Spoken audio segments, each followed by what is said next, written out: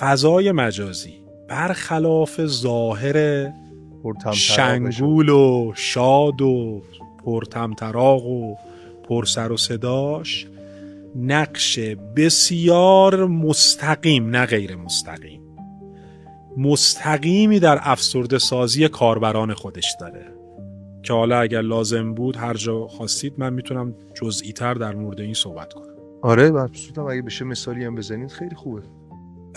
ببینید فضای مجازی چگونه ما رو به سمت حس کردن پوچ بودن سوق میده، احساس عقب ماندگی به ما میده، احساس ناکامی به ما میده، احساس دیرم شد میده. بله. اگر فضای مجازی یه واقعیت رو منعکس میکرد مسئله ای نبود. آنچه که در فضای مجازی منعکس میشه بازنمایی واقعیته، یعنی اصلاً و ابداً واقعیت نیست، گاهی اوقات برشی از واقعیته و بیشتر اوقات قلب واقعیته.